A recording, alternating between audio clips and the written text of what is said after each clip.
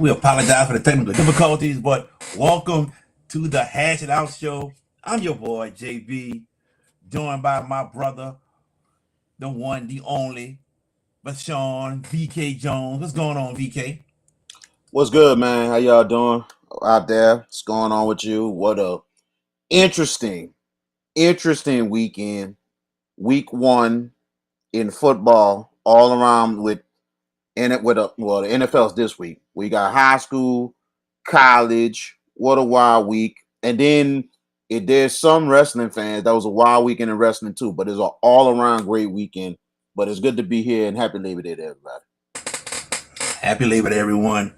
My brother, before we get into week two of high school football here in Louisiana, let's go back to last week. I want you to give us some of your thoughts on a couple games, recap a couple games in your mind. Tell everyone what you thought, and then I'll go after you. Well, last week I tell you it was a good first week in high school more than anything else. You know what I'm saying? And We're going to talk high school first. Um, all I'm gonna tell you is this: the first week it was good to see a lot of these teams back on the field, a lot of great football, and we see a lot of the powers came out and just had some big games and all that good stuff and everything. A lot of teams really stood out, did what they did. You look at um you look at teams that really did well, like a St. Charles, really handled their business. You looked at No. some other teams out there. You looked at Warren Easton that really pulled off a huge win, but some surprises. You know what I'm saying? One of the surprises to me was not just St. Charles winning, but shutting out the Shaw Eagles. That was a big surprise for me. And then on top of that, how the Jefferson Parish district did not look well at all. And I mean, especially we both picked John Everett, and we thought John Everett would have a breakout game, and we were wrong. We knew Covington might be better, but wow, 50 points on the road against John Everett, huge for Coach Greg Salt and his team.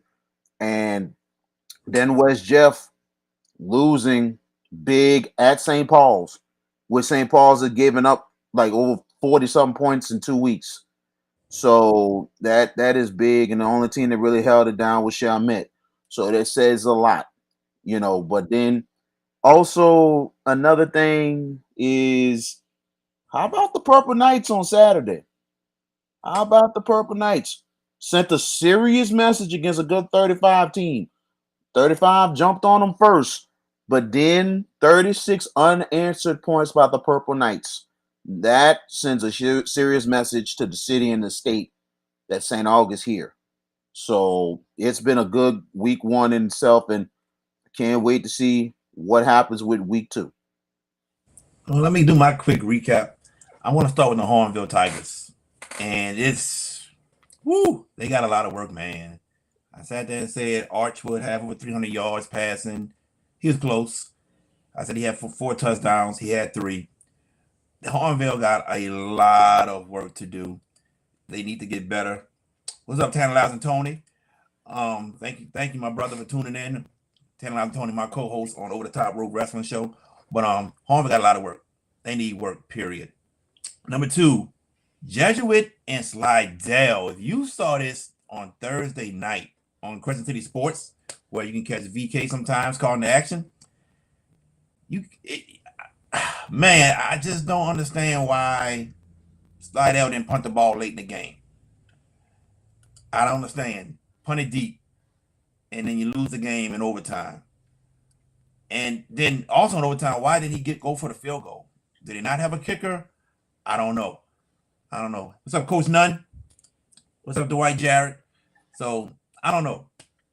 Thirdly, the Shaw Eagles. I was there. I saw everything that happened, and Shaw beat themselves. And I'm telling you right now, St. Charles Catholic is not better than Archbishop Shaw. They're not. Okay, 37-0 shows that it's a blowout. Yep, that's right. It's a blowout score. That's correct. That is correct. But let's keep it real. Shaw drove on that opening kickoff, drove down the field, and then fumbled a snap. They had 9 bad snaps. 9. You hear me? One of those was on a punt that landed at the 1-yard line. St. Charles went in there. A bad decision on a punt return. The ball bounced from the 20-yard line to the 1, and then the returner decides to pick it up. Bad field positioning all night. Shaw defense played extremely well. They gave up one long trick play touchdown. But when your defense is on the field for forever and is always in bad positioning, you are in trouble. So the offense, many mistakes throughout the whole game. That's what Shaw has to clean up. Defensively, they play great. They play later down the line, it's a different story, I promise you. St. Charles Catholic, defending state champions, a winning program right now. They know how to win. They've been there. Shaw is trying to get back to that level. They're trying to get back there. Down the line they play again, it's a different story, I promise you. That team is not better than Shaw. Shaw shot themselves in the foot. Well, you got to say St. Charles was probably better that night because of the fact of the matter is St. Charles, the thing I told you, you played into their hands. Shaw, don't get me wrong. Shaw trying to come back, but St. Charles is the standard right now. And at the same time, St. Charles does something right now like Curtis does. They take advantage of mistakes. You can't do that regardless of who you are. And I don't care what team you are. You cannot go to places, especially like St. Charles, slipping. You cannot do that because they're going to take advantage. And that's what St. Charles did. And especially special teams, they thrive on it, Jared. They thrive. You see, you got to look at the state championship last year. How Lafayette Christian hardly didn't punt the ball, and Wayne Stein seen that and said, okay, we're going to go and put penetration this side, that side, and not to get the punter to get the ball off. And I tell you, they just take advantage of mistakes. But Shaw is a team that's going to get better. But I did hear some post-game comments from Wayne Stein, and it looks like that St. Charles does have work to do because he said this was probably the worst tackling he has seen in 20 years. And there are some things that they need to get corrected. So you're a little bit correct on the fact that St. Charles might not be perfect, but at the same time, they are a good team that could get better. But it says a lot for St. Charles to shut out back-to-back weeks for a defending state champion and still got work to do. That's scary that how good St. Charles could be. Well, I'm going to say this. You're supposed to capitalize on anybody's mistakes. You're supposed to automatically. And like I said, very informative. Thank you, Miss Tori Broussard. Tori Broussard out there from that LC area. You're supposed to capitalize. Man, they had a pick six that was thrown right to them. They had fumbles. It was all bad field positioning that they scored on, except for this trick play they had to pull out to score. Other than that, Shaw with these bad snaps and not opening up the playbook. I know Coach Hank loves to run the ball, but he has to get the passing game involved when you got one of the best receivers in the state and Mike Williams. You got to get him the ball. You got to find ways to get Mike Williams the ball. All right, but like I said, the defense played phenomenally well. I can't put nothing on them. It's just mistakes from the offense that put them in bad positions. Like I said, Shaw got to clean these things up, get better. And St. Charles gonna get better too. I'm not taking no credit away from them. I just don't think they have better players than Shaw. And if Shaw didn't make these mistakes, I think it's a different story. But we move on to week 2. Absolutely. We'll move on to week 2 here, and big ups. Also going to Easton. I mean, what a win at Ruston. I mean, you got to think. We said that Coach Jerry Phillips needs to win some of these games to try to have a chance to finally crack that code for the championship. And winning in overtime in Ruston, it wasn't an easy game, and they got it done. So that's big ups to them. And they got Catholic coming up for their home opener. That's going to be a great game coming up on Friday, which we will talk about next. And big ups also to Kennedy. I thought that that game against Higgins was going to be close, but I'm shocked that 66 points. It says that Kennedy is here, and they're here this year. Hey, I thought it'd be a closer ball game. I picked Kennedy to win, but I did not see a 63-0 score happening at all. At all, man. So that says a lot about this Kennedy program. Also says a lot about the Higgins program that they got a lot of work to do, man. Because that, that's bad. That's bad. Coach Nunn has a statement. Do we believe that it was a good move for Shaw to get out of the Catholic League? I'll go first and I'll let you go next. It was a great move. It's a great move. Number one, Shaw enrollment was from last year was very, very low. It's still low, but it's higher than it was last year. Shaw barely had over 300 students. You can't compete with Brother Martin and the Jesuits that got close to 1,000 or over 1,000. You can't compete with those schools, man. And also, you're not getting the athletes that you used to get. So if Shaw starts winning again, starts putting out a winning product, then these athletes will come back to Shaw. With Coach Hank returning, that's already started happening. These people are like, oh, Hank back. Let's go back to Shaw. With that being said, Carr being a charter school, that hurts Shaw also because Carr is winning. I mean, Carr been to what? 10 championships in the last 13 years, if I'm correct, something like that. Mm-hmm. And they're a winning program, and kids want to go play for a winning program. So, yeah, it was a good move with Shaw to get out of the Catholic League to drop down to 4A. And once Shaw starts winning again and the enrollment rises, then we'll go back into 5A in the Catholic League. But for right now, that was a good move. What are your thoughts? I agree. I agree. Great move for Shaw. The enrollment was down and everything else. I say this to you, Jared, but I'm gonna say it to everyone else. Shaw needs to stay in 4A. They need to stay there for a while, for a long while. For a good while. To me, they need to stay there. To me, between and some people might say I think that's too far, but between 8 to 10 years, they need to stay in 4A to build up their enrollment, but not just that, to have some consistent winning. Yeah. Just to do that, then come back, because you have to think about it. Look at De La Salle. Early in the 90s, when I was there, they were the Doormats. When they left the Catholic League, look how De La Salle has risen in the last 20 years in athletics, period. And their enrollment is still not, they're close to 3-4 kind of enrollment. They're not close to 5. But at the same time, they just feel more than anything else, they could compete in the Catholic League, but at the same time, they feel like we're really successful for where we are and we're not going back. And I respect that for De La Salle.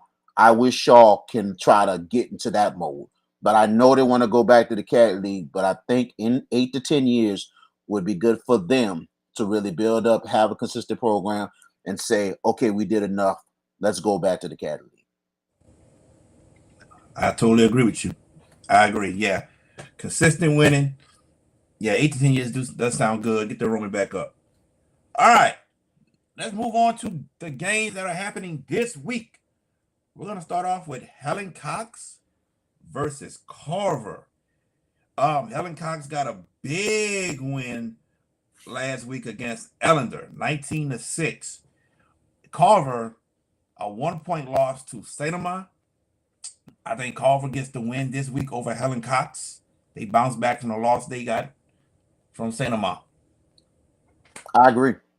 I think it's going to be a close game. I really think, it just definitely going to go down to the wire. Helen Cox showing some mettle, showing some improvement and everything under Emmanuel Powell.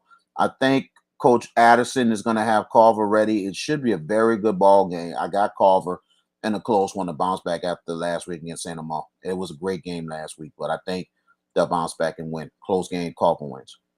There you go. HL Bourgeois coming down to Harvey to take on the West Jeff Buccaneers.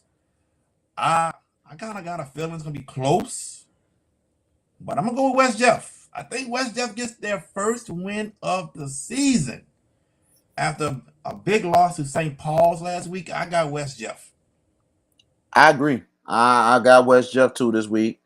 I think they win this one. It might be closer than the experts think because the biggest thing about West Jeff, this has got to be a more of a come to Jesus moment and a rebuilding game more than anything else to get not just they need everybody on the same page.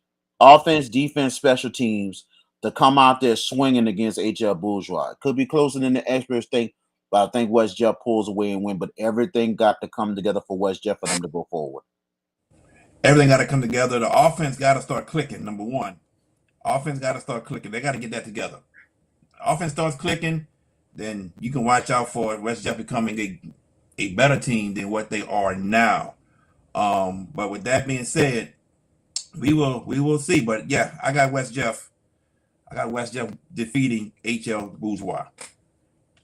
Terrebonne coming down to Pan American Stadium to play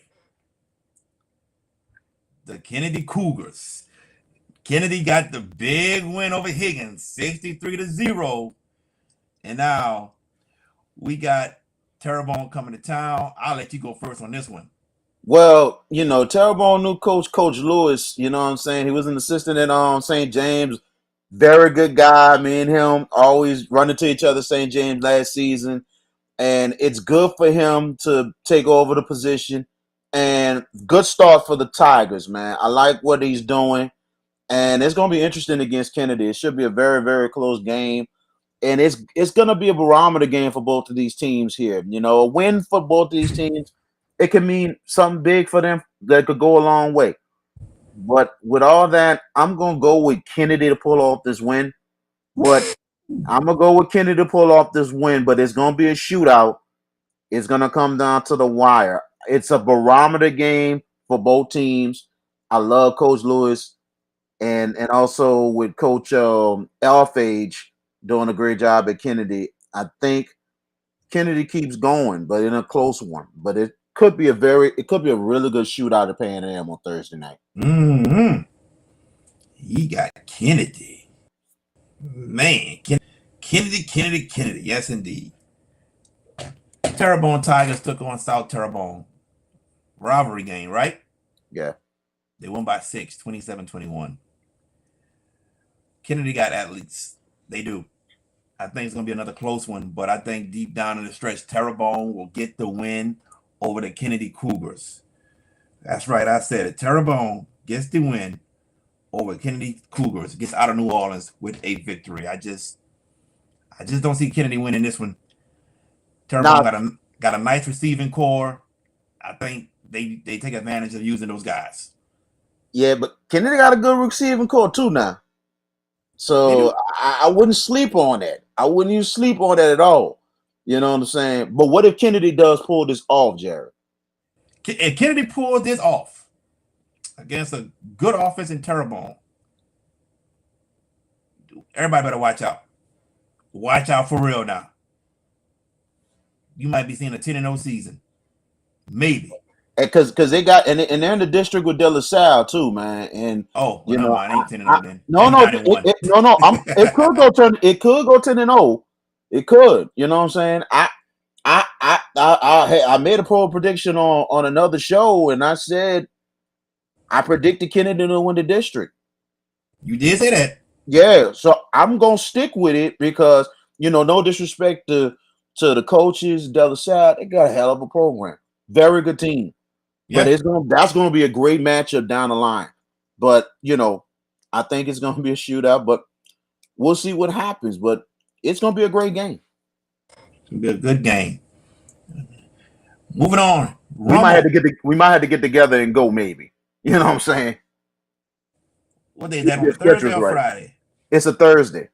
That might not fit. It might not. I'll let you know. Okay. I'll let you know. Moving on.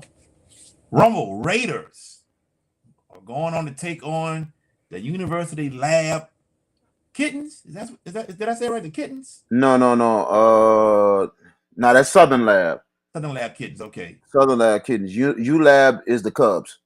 The U-Lab Cubs, all right. My apologies, U-Lab. Trust me, I wasn't trying to be disrespectful. Just got it mixed up with the other lab up there in Baton Rouge. Woo! We got two good teams going at it, right? Rummel just beat a good Washington Parish school. Oh man, I'm going with Rummel. I think Rummel gets the job done in Baton Rouge. I agree. We've been agreeing on a lot of things today. I'm going We with didn't agree on Rummel. Kennedy. We didn't agree. That's the only one. I'm gonna go with Rummel on this one too. It should be a really good game. ULab they're a really good team. But I think Rummel's gonna use their metal and a lot of they're gonna force their will, especially the way their running game has been doing so well so far this season. They're Yeah. gonna force their will on ULab. I got Rummel winning that one. Okay. Booker T. Washington going to Saint Amant. What you got? Whew, man. I tell you, that's gonna be interesting in itself. Booker T lost a close one last week against Salmon by one and had a chance to win the ball game. But Mm-hmm. at the same time, I think Arnold Barnes and company, they're gonna come up there to Saint Amant, and I think they're gonna get it done. I think Wayne Reese Jr. is gonna have them ready. I think they're looking for bounce back. I got Booker T pulling off a huge win and a close one at Saint Amant. I think it's a close one. Both teams, um, Saint Amant won by 1 point. Booker T lost by 1 point. I think we're getting another close matchup. But I got Saint Amant going 2-0. I think Saint Amant gets the job done over Booker T. Washington in a very, very close matchup. Coach Nunn got another statement. He says, let's not get excited about Kennedy yet. They beat Higgins. I mean, Well, go ahead, man. Coach Nunn, I get what you're saying, but here's the thing. Higgins played a hell of a competitive game against Eric. It might not be saying a lot, but they played a hell of a competitive game against Eric in the Jamboree. We thought that game was going to be close against Kennedy, and Kennedy really played hard against Carr. But for them to score 60 in week one, 60 in week one, that tells you something. It's been a minute since an Orleans Parish team outside of an Edna Carr or Landry Walker scores 60 in week one. So with that, it just shows the improvement of Kennedy. You know what I'm saying? And I'm saying this is a step-up game for them this week. This is a huge step-up game. You know, we know that Higgins is not that good. We know that Higgins has a lot of work to do. And I agree with that. But at the same time, now they got to turn it up. So this time, I know that probably Kennedy has a chance to win against Terrebonne. But it's going to be a great game. And no disrespect. But, hey, we'll see what happens this week. If we're wrong about Kennedy against Terrebonne, we're wrong. But if it's close and they lose, it still tells you a lot about how Kennedy is. He also asked, what do we think about Booker T? I think Wayne Reese Jr. is going to have this program up and running within the next couple of years. I think it's an up and coming program, to be honest. That's how I feel. They just lost to a traditional power in Salmon by 1 point. So I think within the next couple of years, we're going to be saying a lot about Booker T. Washington. Well, you know, I really think Booker T, good program. This is a really a coming out party year for Coach Wayne Reese Jr., especially the team they had last year. Could have went to the playoffs, but an ineligible player late in the season, which really was between the LHSAA more than anything else, because that could have been water under the bridge. But I think Booker T's coming with vengeance, and it's good they're playing a tough schedule early.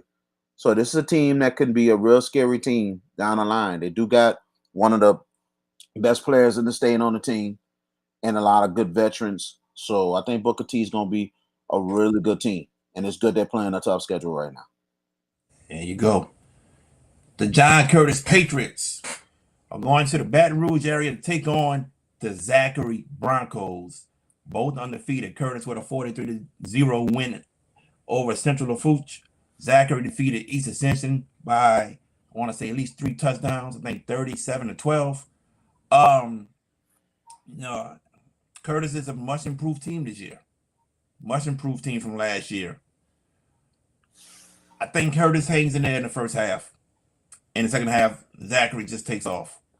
That's exactly how I feel. Too much Eli Osteen. Zachary was with the win.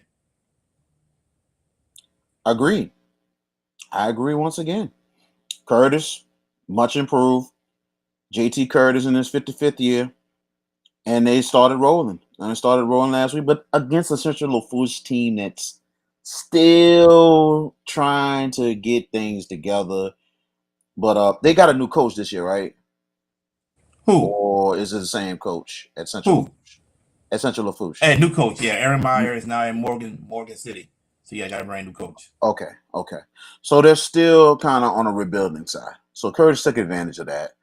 But then, Zachary, really good team. But Curtis is going to be ready to play. JT is going to have them ready to go. But I do agree. Should be a hell of a close first half. But Eli Holstein and company is going to be a little bit just too much for Curtis. Zachary wins. Dwight Jr. here showing his Kennedy bias. We beat Terrebonne last year. Okay. That's last year. That's last year. It's a different year, buddy. It's a different year and a new coach. And that's not the same program. Terrebonne had went through a lot last year with a depleted roster because of after Hurricane Ida. One of their players transferred to another school. So think about it. You Terrebonne didn't have a full roster. Not knocking Kennedy. Kennedy's very talented. But they had a depleted roster and the coach leaving. Now you got a new coach, Coach Lewis, and a program that's trying to improve. It's going to be interesting. I'm picking Kennedy to win it, but it's a barometer test because it's the fact that you're going against a River Parish team. You're going against a better team from a better conference or a better district. Yeah. Now you got to turn it up another week to prove that your mettle. Like I said, I'm giving y'all guys a chance. So Dwight, be a little patient. I get it. We'll see what happens Friday. Hopefully your Cougars can back it up and get the win on Thursday night. There you have it. Speaking of Cougars, the Car Cougars are going to Scotlandville to take on Scotlandville. I got Carr. I think Carr gets this win. I think AJ Samuel has another big day. I think he has another big day. I think they're just too much for Scotlandville. I agree. It's not going to even be close. They had an interesting article this week in NOLA.com about AJ Samuel and his progression and everything else. And stuff. Very interesting article. Very interesting article by Chris Davey. I mean, it's a good one to read, and I know I know you're a little biased a little bit, Jared, because that's your people.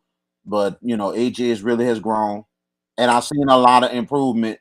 Especially, I think Coach Bryce Brown has been listening to all of us because we've seen a good bit of adjustments on offense, a little more extra protection, especially not just 4 wide receivers, 3 wide receivers with a tight end on the inside and stuff like that in the back. So it seems like it might be a little bit more of an adjustment than we thought. So hopefully we've seen a lot of that on Friday. So if they continue with that, that's something that's going to really help them down the line, and they're going to need that for the Cat League. There you have it. McDonough 35 going to South Terrebonne. Take on the South Terrebonne Gators. South Terrebonne had a close loss to Terrebonne. McDonough 35. Woo. Beat down to St. Aug. I think 35 bounces back. I think 35 bounces back and gets the win at South Terrebonne. Your thoughts, sir? I agree. Frank Daggs is going to get that. They're going to get 35 back up again.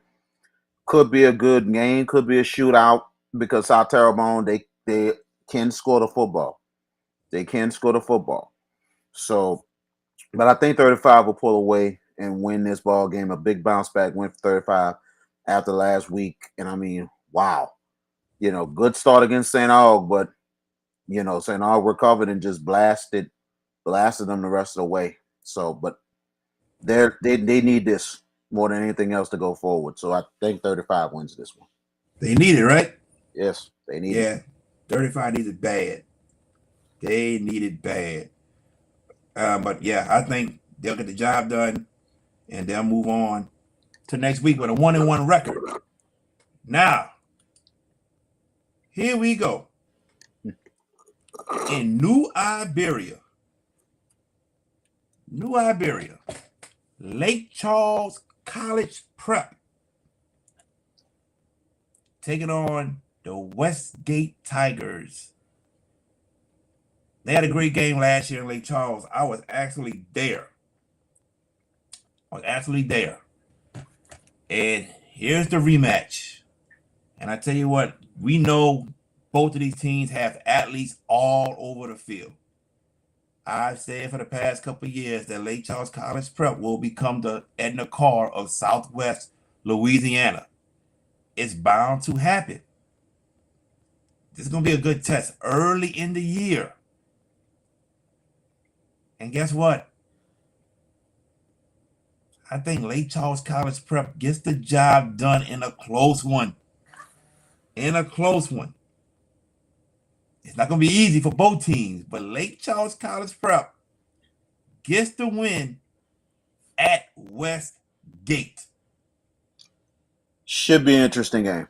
Should be a very interesting game. There was a close one last year, and Lake Charles went through a lot last year and everything. Couldn't even go to the playoffs. Huh? They couldn't even go to the playoffs. Not at all. Now they got something to play for. And they've been waiting in the wings for their time. Westgate, they returned some players. They lost a good bit, but they returned some key players. But that's going to be a close game. I ain't going to lie. I think Lake Charles College Prep's going to get their revenge.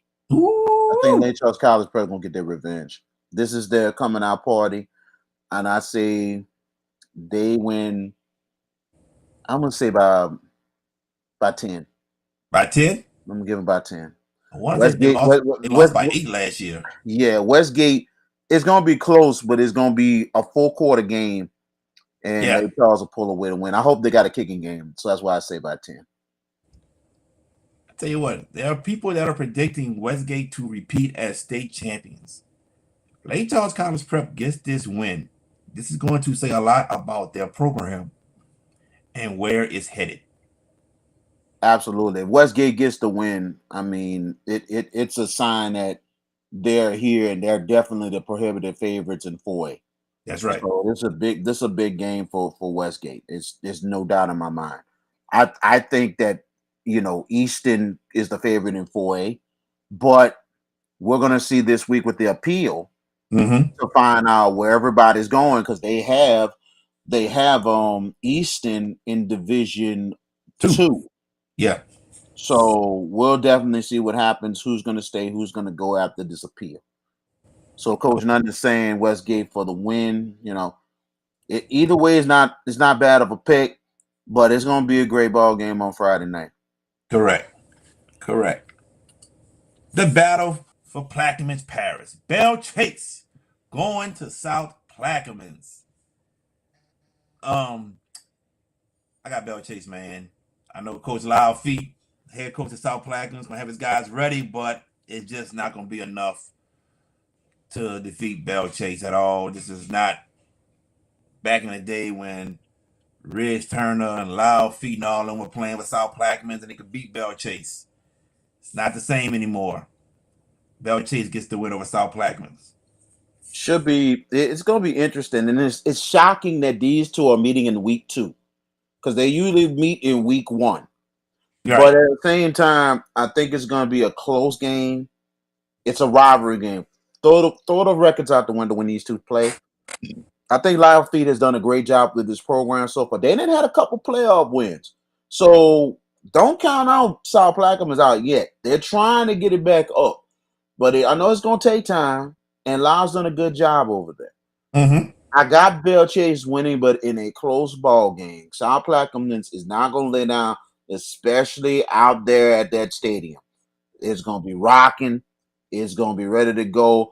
If you going out there for that game out there, and I think they're playing back at Fort Jackson, I believe now. I don't know if they're playing at that stadium anymore in over at Port Sulphur. I think they're playing now at the where the former Fort Jackson is now, because the new school is further out where Beerus used to be. I thought they were playing at the South Plaquemines Middle School. South Plaquemines Middle School. I believe that's where the middle school was. I think where Port Sulphur used to play. I think that's where they used to play. I don't know if they're still playing there because I know Because I that. know when I would do my deliveries, you pass up the middle school first, and then you pass up the brand new school, which is a little further from the middle school. But they were Okay. saying they were playing at the middle school at one time. Still, Okay. Is the middle school? I could be wrong, but is the middle school? Is the middle school where where Port Sulphur used to be, or is it past that? you see, I don't know exactly where Port Sulphur, the school itself, was ever. I don't know. Oh God. Yeah, I don't know. But I know from driving to I, Venice to deliver I'm stuff. I'm I saw shocked. South Plaquemine Middle School and South Plaquemine High School. I'm shocked. I thought knowing a lot of your fam, I thought you might have took some trips to go crabbing or fishing. Not out Out there. there, something out there. Okay, No. my bad. Because there's some people that don't know that. I'm like Post Sulphur, like it's almost like when you go through Bell Chase and you go through Mounds and when you go further out and stuff like that, you get to Point LaHash and you pass up kind of a little restaurant and whatever. When you go to a little restaurant and stuff like that, and it's like right when you go to, if you take a little like on the left side, like you're going toward that restaurant, that is like you're going to Port LaHash, meaning you're going toward Phoenix. Mm-hmm. So you stay straight, it's Port Sulphur. Yep. And then when you go past Port Sulphur, because you'll see Port Sulphur High School, it would be on your when you go in, it'll be on your right side. So then if it's on the right side, then that's the middle school. Okay. James Boyer said the stadium is on a high school campus in Beerus. So that's the new one. Okay. That's the new one. All right, So cool. so it must be a new stadium. Good. Cool. That was in the works, and they finally got it together because they actually, like I mentioned, they built the new school on where Beerus used to be. So they got the stadium over there to that, which is great. So they came a long way, and trust me, people that's going to that game, get there early. Yeah. Get there early.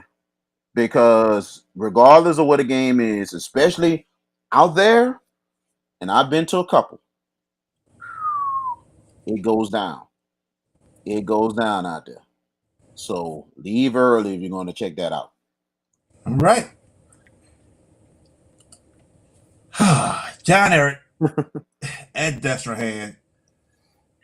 I'm always right about John Eric, but I was wrong last week. I said John Eric would get the win over Covington. And that didn't happen. And it was a 58-22 or 50-28 defeat at the hands of Covington. Now they go to Destrehan. I just hope John Eric can make it a better game than what they showed last week. I want them to make this game competitive. But with that being said, I think the Destrehan Wildcats is just too much for the John Eric Patriots. Whew. I hate to say it. I agree with you. I definitely agree with you. John Eric fans is not gonna like what I'm about to say. It's not looking good right now. It's not looking good. And I tell you, going to Destrehan, this if they would have lost to Covington in a closer game, I can be like, okay, could be interesting against Destrehan. This might not even be close. And I tell you, this is a big bounce back game for Eric if they want to get their season back on the road. This is a huge bounce back game. But at the same time, Destrehan has showed a lot, especially in week one. Jai Eugene Jr. is something else for the Wildcats, that defense. Marcus Scott like I said, this might be his year with the Wildcats getting to the Dome. Like I said, that's your hand. Might not even be close. Close early. I'm gonna say close early, but once Destrehan settles down, they take off. That's your hand, ladies and gentlemen. Brother Martin at St. Paul's. I think Tory Lambert has a big game running the ball. I think he has a big game against St. Paul's. We know St. Paul's got a big win over West Jeff, but this isn't West Jeff. This is Brother Martin. And I think Tory Lambert, like I just said, has a big game and multiple touchdowns, leading Brother Martin to a victory over St. Paul's. I agree. I got Brother Martin, but in a big second half to win. Don't be surprised. It'll be close early. It'll be close real early. Brother Martin, they did win last week, but they did struggle a good little bit just to win 17-0 over Madison Prep. So they still got work to do. I like them to win, but it'll be close early. But once Coach Bonise makes his adjustments, big second half of Brother Martin, they'll pull away and win. All right. Big time matchup Friday night. Catholic of Baton Rouge coming down to take on the Warren Easton Eagles. Warren Easton went up to Ruston and defeated Ruston in an overtime game. Catholic of Baton Rouge lost by a touchdown to Our Lady of Good Counsel from Maryland in Baton Rouge. Catholic was the highest ranked team in this state. They were ranked in the nation. That's gone. Zachary takes over that spot. But don't count out Warren Easton against Catholic. My brother, this might be the game of the week. Might be. It could be Curtis and Zachary. Got a couple good games this week. But with this being said, I think Catholic finds numerous ways to get Sheldon Sampson the ball. Numerous ways. I think Sheldon Sampson will be a problem for Warren Easton this game.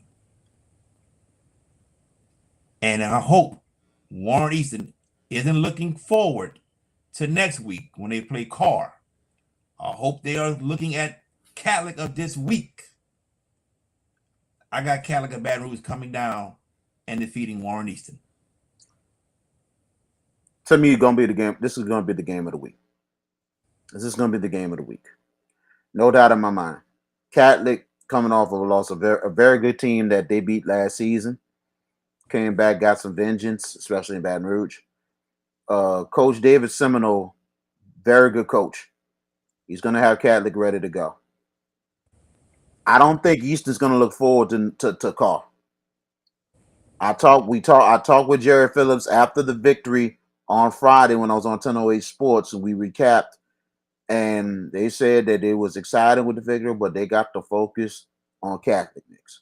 So they're focusing on Catholic. They're not looking at Easton. I really think not a Carr. They're not looking at Carr. They're looking at Catholic. I think this is a close game. It comes down to the wire. It could come down to a field goal, but at the same time, this is another notch for Easton to try to crack that code to win that state championship. I got Easton winning in a close one.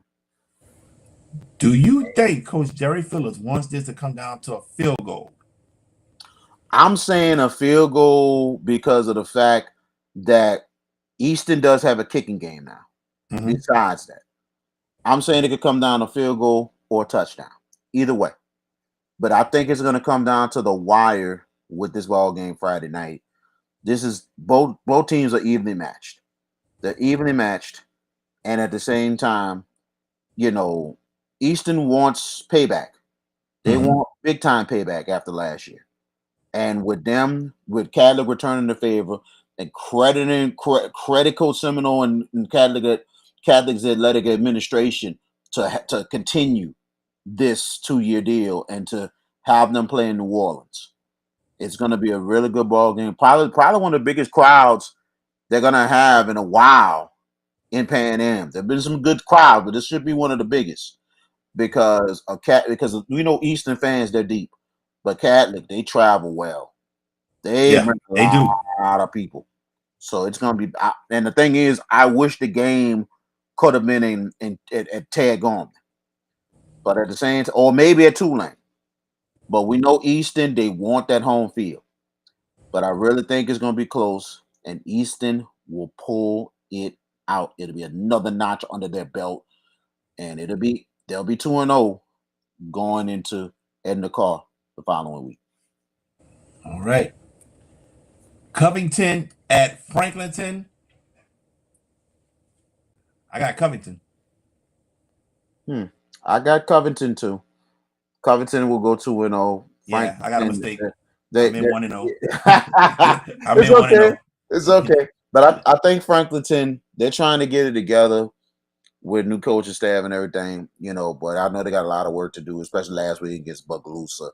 And Buckaloosa really took advantage of a lot of weaknesses that they have. But I think Covington is going to have their momentum, and this is going to be something else. Covington 2-0, both of them ones on the road. That's going to be a major statement going into 5A going forward for the Lions. Big game happening at Tad Gormley Stadium. De La Salle. Holy Cross. I got De La Salle. I think Coach Graham Jarrett gets the job done. He has a good team, a real good team. I think it's close early, but I think coming that third quarter, fourth quarter, De La Salle will start to pull away from Holy Cross and Coach Salt and them. I got De La Salle. And if Holy Cross is just playing a man defense, I definitely got De La Salle.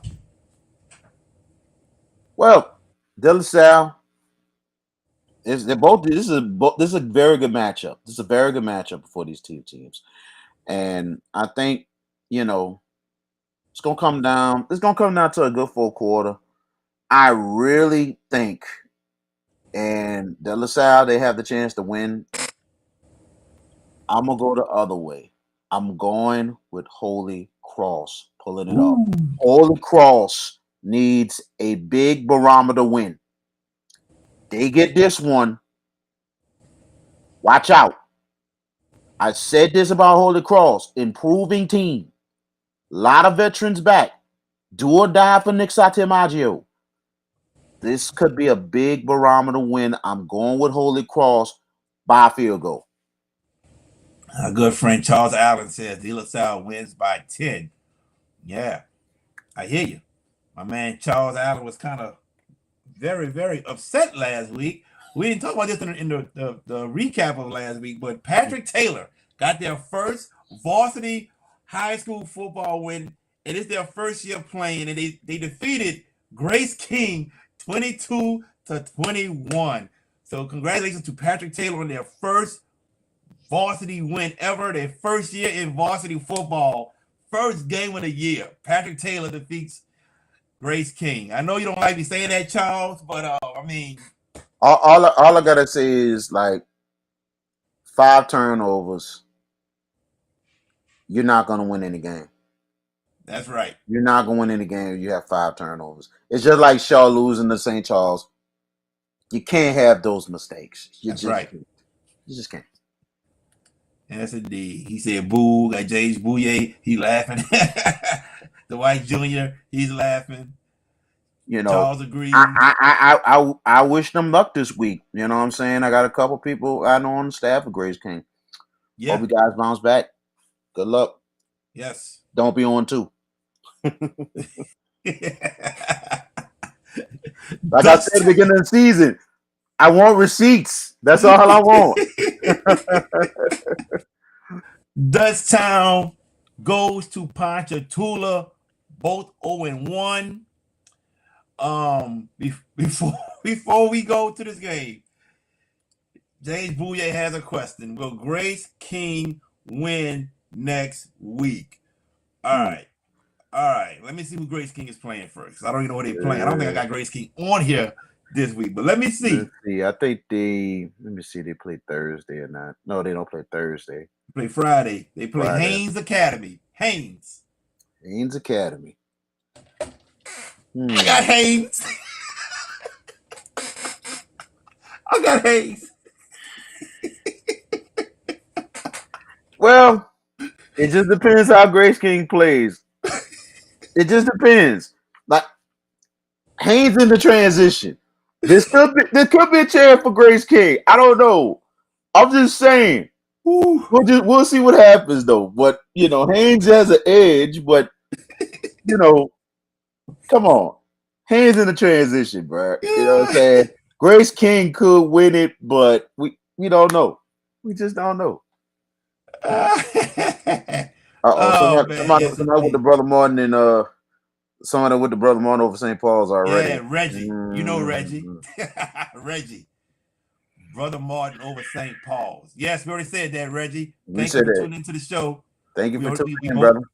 we both picked Brother Martin over St. Paul's. You would come on and say that, you sharp graduate. Now I, moving on. yeah, let's move on because I think he was the sick man after what Jesuit did to them in the Simmons last year. So Oh yeah, very we can. sick. All right. Dusttown at Ponchatoula. Both are 0-1. And what was I about to say? Yeah. I think Dusttown gets it done. I think it may be closer than what we think. But I got Dusttown. I got Dutchtown too. I got Dutchtown winning that game as well. Ponchatoula going through a lot of transition and everything with the new head coach and everything else. Ponchatoula is going to really, they're going to really bring it all. They're going to bring it all they have early, but I think Dutchtown will settle down. They'll put off the win and get their first win of the year. All right. We have the Kincaid School out of the Woodlands, Texas, taking on Archbishop Shaw. I don't know much about Kincaid, but I've heard about Kincaid. And I think Shaw gets the job done. I think Shaw corrects the mistakes that they committed last week. They play a better overall game offensively, not as many turnovers. Defense plays well. I have Shaw beating the Kincaid School. Tell us more about Kincaid before I go further with the pick and everything else. Where they're from and how good they are. So they're from the Woodlands, Texas. That is north of Houston. Okay. North of Houston. Um, they're a disciplined group, but not very talented. Not many athletes on this team, also. So that's what I can tell you about this school. So they might be a 3A school with not too many on the roster. It's hard to say because I know the schools in Woodlands are mostly like 5A. Okay, So I don't know. they might be bringing some depth with them, possibly.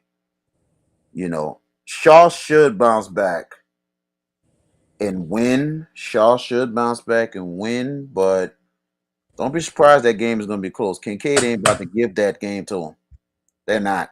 They didn't come down from the Woodlands and come down. And I'm not saying this because I'm a Shaw hater or whatever. I'm being honest. This is a team come from Texas, and Texas football is real. So they're not coming down for nothing.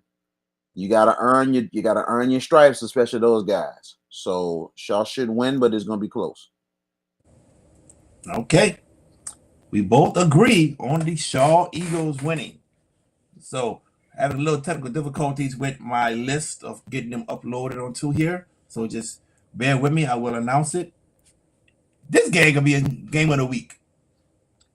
The Lutcher Bulldogs, 1-0 at the St. Charles Catholic Commons. Oh, it's gonna be a good one early. Lutcher is loaded. Lutcher is loaded, bro. They are loaded everywhere. This may be, Lutcher has had many great teams. This may be another one. I got Lutcher by 24.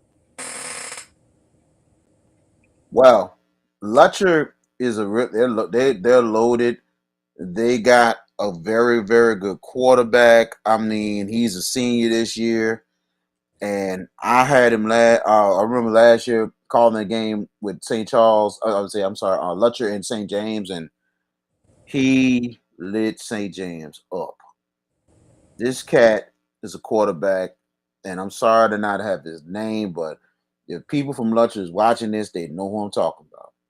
They call him Lunch, but this dude can go. He can throw the football. He can run. They got a good running game and everything. The thing is, their offensive line is kind of young, but so far so good. St. Charles, two straight shutouts.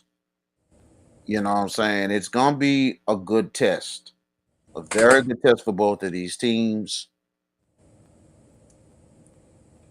I gotta go with St. Charles.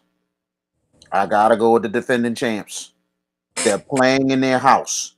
Like I said, you gotta look at the barometer and look at the wins. Coach Wayne Stein Coach Wayne Stein and St. Charles Catholic is not scared of anybody. Should be a close one. St. Charles pulls it off. It's gonna be a great ball game this week. It's gonna be unbelievable. Get there early because it's you thought that I know it was a big crowd for the Shaw game. It's gonna be a bigger crowd on Friday because Lutcher's gonna be coming in town. It's gonna be crazy. The tailgate's gonna be unbelievable. That's gonna be the place to be Friday night in the River Parish. I agree with you. These guys trying to be funny with me, bro. They trying to be funny. It started on Facebook with me, my picture yesterday from LSU, and now I got a UCF hat on, and they just call me a bandwagon person. Let me tell y'all something, man. Jared is just a natural sports fan that has not too much fandom for teams. He'll tell you straight up who his team is, but he likes to rock different stuff. I like to rock different stuff anyway. Certain things I like to wear with colors to match. That's what I do. I'm an Atlanta Braves fan as a baseball fan, but I do have Montreal Expos stuff because it's a rarity to find those kind of things.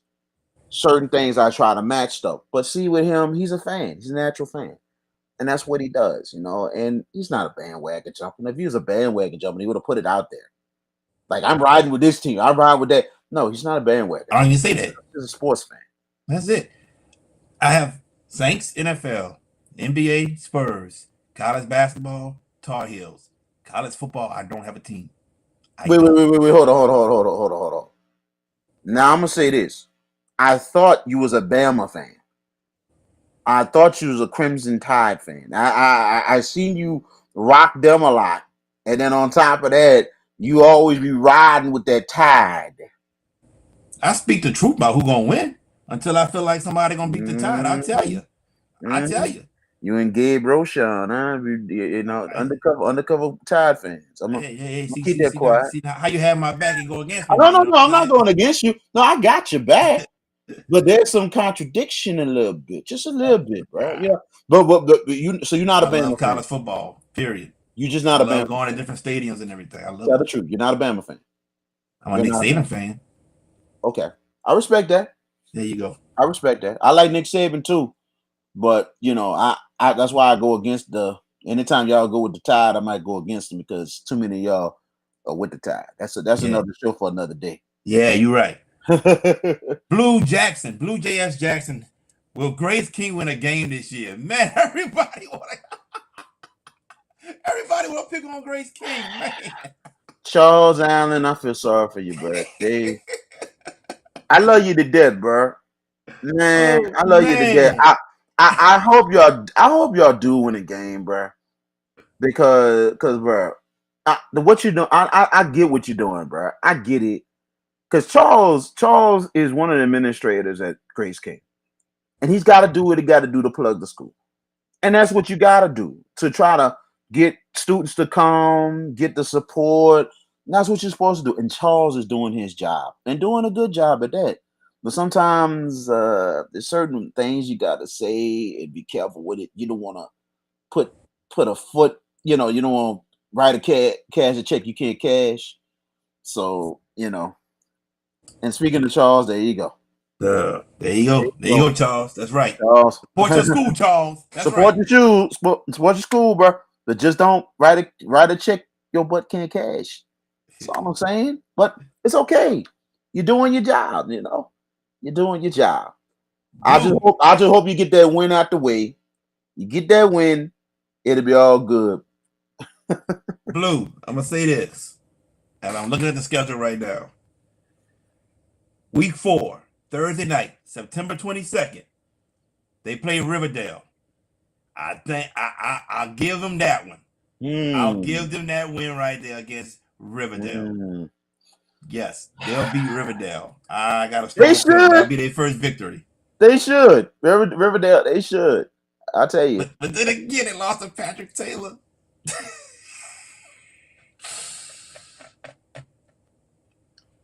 Beat Riverdale. Beat Riverdale. Please beat Yeah. Riverdale. Beat Riverdale, I'm like this. Beat Haynes. Beat Haynes. We got something. Yeah. All right, here we go. We got Mandeville at the Hornville Tigers. Both are 0-1. I'm gonna let you go first on this one, man.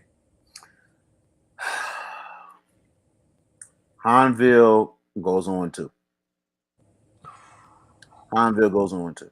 Mandeville is going to go in there. They're going to find a way, and they're going to get the job done. Should be a close game. Goes to the fourth quarter, and Mandeville will pull away and get the win. Trouble is looming over in St. Charles Parish. It does not look good. And like I mentioned before, the Battle of St. Charles Parish down the line is. I just hate to see that. I just hate to see what's going on, and it's not looking good.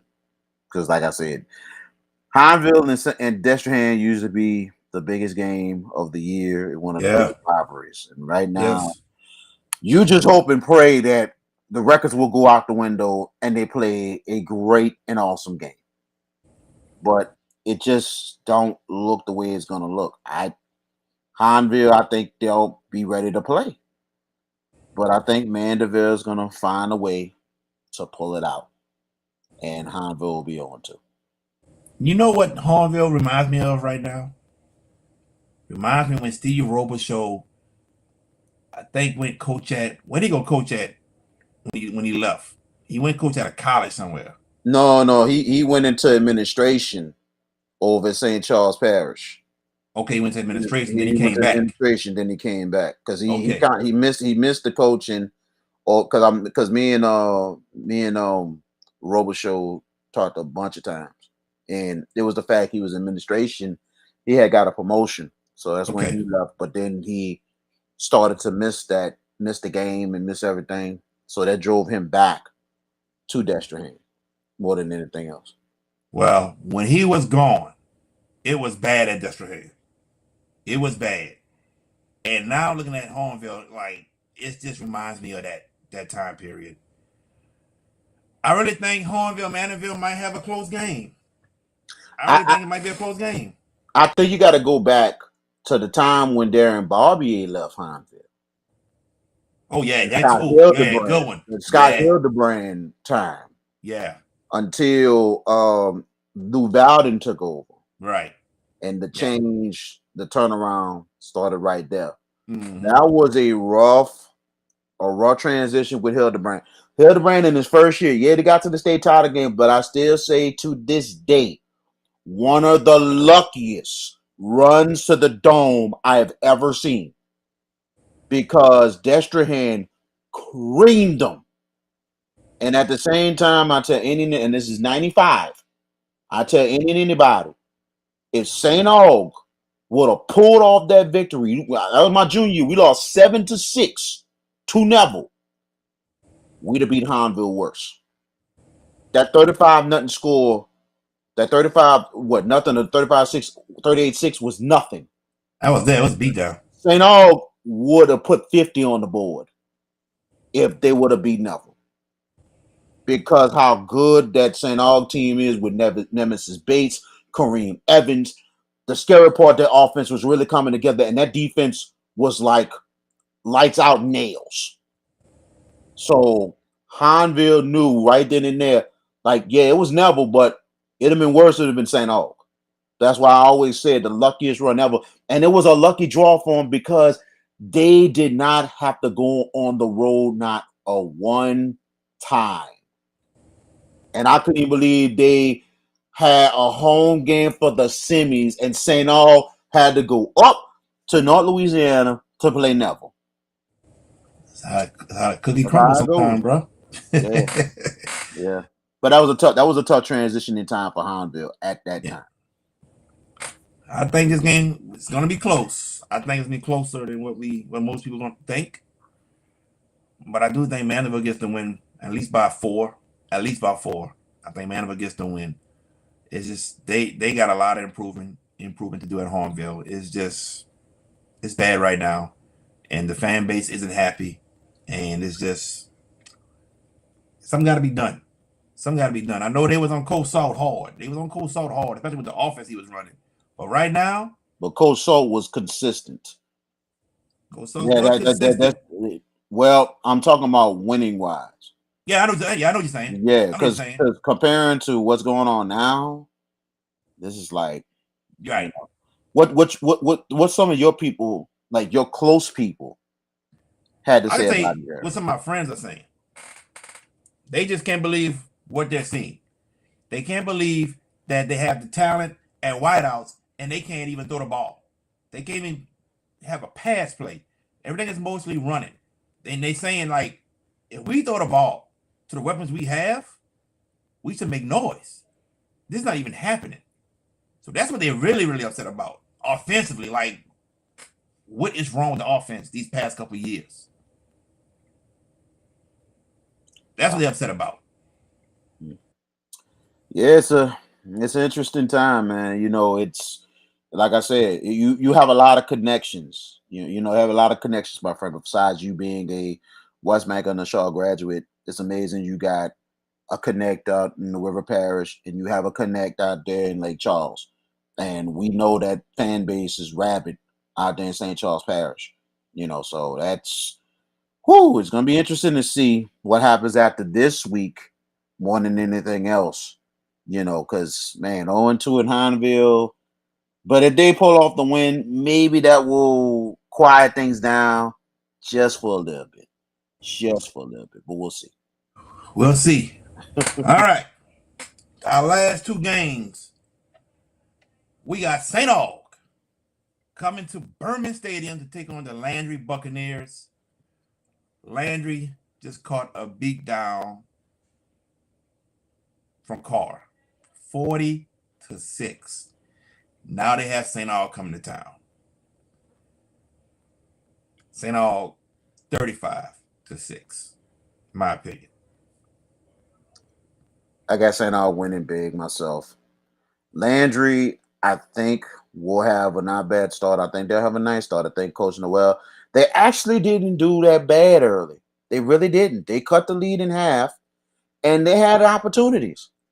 It's just the fact that the youth kicked in, the inexperience kicked in, and you're asking a lot from a front. Like if you listen to the game on Friday night, it was just the fact that the whole offensive line, 3 of them are true freshmen.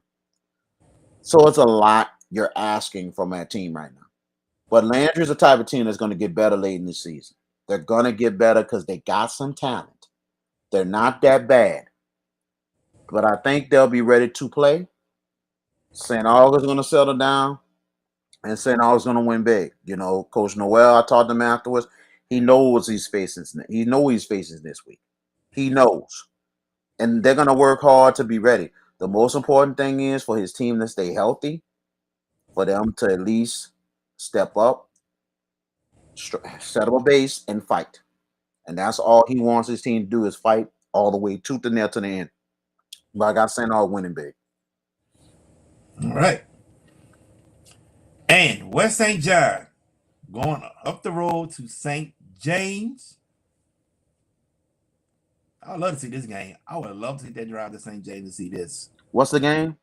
West St. John at St. James. Yeah, the battle. It's usually called the Railroad Battle or something like that. The battle. It's the Railroad Battle because the railroad used to go through the old St. James and through West St. John. Uh-huh. But I said that they needed to change it to the battle of 3129 because the new school is right up the road past West St. John. I suggested Mm. that took up administration last year to change it to that since with that one. But it's going to be interesting for those two teams because they're looking for a first win and everything. I got, the way West St. John looked last week, and there was some things that I did not look too fond and whatever. I think St. James gonna win big. I think St. James is gonna win big. It's gonna be festive Friday night. I would love to go out there myself too.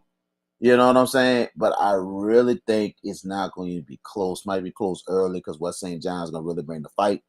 But I think St. James is gonna win big. I got St. James too. I got them by 17. I think it's just too much to handle for West St. John. I got St. James. St. James really came out and played hard against East St. John last week in a close ball game. So, Yeah, exactly. I think they're gonna be. I think the coach is gonna have them ready to go. And St. James got some real good players and some good veterans from last season. So they're looking to try to really push forward themselves. So but it's gonna be fun out there in Vashon on Friday. A lot of tailgating out there. That's another place to be on Friday night. But it's gonna be all St. James. Yeah, you have it. So those that tuned in, we thank y'all for tuning in. Thank y'all for sticking with us. That's my brother, Vashon VK Jones. I'm JB. Till next week, we'll be back with another one, previewing week 3 and recapping week 2. Oh, before we get out of here, Go ahead, Chief. you know what I'm saying? Um, be careful out there this weekend, especially if you're going out to Baton Rouge. LSU Southern this weekend coming up. Oh yeah, that's right. So be careful. Be careful out there with that. I know Jared was out there for that game yesterday, which was a wild one, and to me, bad football in itself. But regardless of the fact, what a game last night. What a game, what a weekend. But I'm glad I'm appreciated being on the show and all that. But y'all be careful this weekend in Baton Rouge. No laughing matter. And Southern fans, please don't come out and say you have a chance against LSU. Please don't do it. They're already saying it. Please They, don't they, do it. they saw this. They saw Don't- this loss and they went crazy on Facebook. Like, yeah, we about to get them. I'm like this. I would like this game to go as I wanted to be a good. I'm gonna say this. I have an affiliation with a player at Southern right now that I'm real close with. You know what I'm saying? And I'm glad he's out there and handling his business. He actually played on Saturday against Florida Memorial, which was an 86-0 victory. You know what I'm saying? When I told him I want y'all to play hard, and my hope is for Southern to at least give LSU so much hell that it can come down to the second half. That's all I want. If you get that, it's all good with me. But I wouldn't be surprised. It's gonna be just straight up slaughter. But I don't want it to be that way. I'm hoping it to be close early. That's what I'm hoping. I know. I think. I tell you one thing. I think Coach Dooley is gonna have them ready. I don't. I think he's not gonna. I'm not gonna have. He's not gonna have them overconfident. I think he's gonna keep it humble, knowing that LSU is gonna be ticked off. So I think it's gonna be interesting early, but I'm just hoping it be that way. But I just don't want the Southern fans. And don't get me wrong, I rep Southern myself, and I started at Southern University New Orleans. Some people say that don't count. No, it does count because it's part of the family. It's just like with Grambling. It's just like where's different parts. But regardless of the fact, I've always been rocking Southern for a long, long time. But at the same time, you know what I'm saying? Let's be real.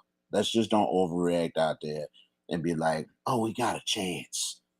Don't do it. Please don't do it. Be realistic. Go out there, have a good time. Let's don't get into too many fights. This is something that's big for the state of Louisiana. The first So, meeting ever, first time. so it is first ever. That's what I Yes. was wondering. Wow. This is the first time ever, and that's history. That history in itself, and that's a sign that hopefully that this state is kind of unifying a bit, man. You know, straight up, because The state needs this, And it's funny on Facebook. Some people say it could be a chance that we might see a lot of bouginess on both sides. I tell Regardless of you, the fact, man, have fun and be careful out there, man. I tell you this, bro. I'll tell you this. If this game is close and it ends close, these LSU faithfuls will be at Brian Kelly's neck already in week 2. Because this game is supposed to be a blowout. Exactly. They're on his neck already. And the thing is, it's gotta be a lot of adjustments. And they're gonna have to make a lot of adjustments, mostly in special teams. And the front. The linemen. The up front, both sides. It's not both sides, but mainly the offensive line. It's ridiculous what we see. So it's gonna be a lot of adjustments on Coach Kelly and his staff to make. Because what I seen was ridiculous, and especially with 2 muff punts. Adjustments should have been made there. Not putting anything on neighbors. My thing is, after 1 muff punt, why there's nobody else out there to go make the return? Because if there's one and he muffs, no, you coming out. Somebody else is going back there to return. Because this is a close game. We need to win this game. And what's funny, Florida State almost gave that away anyway. So that's how bad the game was. I'll say this. I didn't have a problem with him giving Malik Neighbors another chance at it. I didn't have a problem with that. But I don't think Malik Neighbors getting another chance the rest of the season. I think that's done. O-line was just horrible. I saw some people saying Jaden needs to throw the ball. He's holding the ball too long. I'm like, wait a minute. Holding the ball too long? Man, that's what the dude got the ball there. People coming after him. Hit it with 100 yards rushing. Be happy that you have a mobile quarterback that can scramble and run. Because if you didn't, LSU not even in this ball game. And credit Florida State's D-line and their defense, except for the last minute and a half. They played soft. They played soft. And my thing was, why they didn't send at least 4 to get pressure to get a sack? That's what I didn't get. Because they should have stayed with the game plan. Exactly the point, especially late in the game. Florida State, I've seen some really, really good things, except for the dumb stuff, like the toss, which was a poor excuse for a toss. And I'm telling you, it's the dumb stuff that gets Florida State in the hole that I'm tired of. And I'm like, not blaming the kid, not blaming it's everybody, players and coaches. Some things got to stop because this has been going on too long. Florida State has a standard. They've been down a bit, but it's time to get the hell out of it. It's time to get out of it. You got to find ways. Like yesterday, they made some good strides. It's a good sign Florida State is going to have a good year. But there's just some little things they got to do to fix if they're going to go forward as a good squad. Because you got to get by the middle of the pack to get to the top. And if you start beating the middle of the pack like you're supposed to, not just supposed to, but put them away, okay, I see a lot of improvement. But I did see some improvement against LSU, but still some little things they got to fix. LSU, same thing. They just got work to do special teams wise and also the offensive line. They got to improve. I like Jaden Daniels at quarterback. Defensively, I think that's a plus. I think LSU did a good job defensively, regardless of the fact they just got to get better. They just got to get better on stopping third downs. They really got to get better stopping third downs. They couldn't get off the field on third down, number 1. Number 2, the rush. Florida State running the ball. They never kept containment. If you saw how many times Florida State running back bounced to the outside and got a positive gain, that's because the defenders, the linebackers, shot inside instead of staying outside containment and having the running back cut back inside, and you have help coming to make that tackle. So they got to work on that. It was very few times with that. It was very few times with that, Jared. It was a lot. Well, I don't know. It was a lot, Jared, because a lot of times. I'm just saying there was some outside runs that Florida State did well, but Florida State could not run on the inside for nothing. Okay, so what I'm saying is the plays that were supposed to go in, okay, or he's going out, whatever it was. Thank you, Charles. It was a lot. You have this guy stay in his containment, in his area, okay? And you dip in. Why are you dipping in? You have help coming here. Make a cut in, and both of y'all get the tackle. You dipping in, he's doing this right around. No, but I get what you're talking about. There were some plays that, yeah, on the outside, you know what I'm saying, they didn't contain and all that stuff. Like I'm saying, the defense did much better than what the offensive line did, but they do have to work on that. Let me They say do have this. to work on that. Let me say this right quick before we go. Defensive backs for LSU didn't play the ball ever when the ball was thrown. You taught, if you own your guy, you with him, stride for stride. When the receiver look back, you got to look back. That was never done last night. Didn't play the ball. What are you teaching these people? What are you teaching them? That's football 1-on-1. You with them, DB? Stride for stride, they look back, you look back. Look at Derek Stingley with his days at LSU. Did that perfectly. With him stride for stride. They look back, he looked back. He was getting picks, especially his freshman year, All-American year. But man, they didn't look back, just kept looking forward at the backs of the receivers. Now you're playing the ball. Horrible, bro. Horrible. They got to fix that in a heartbeat.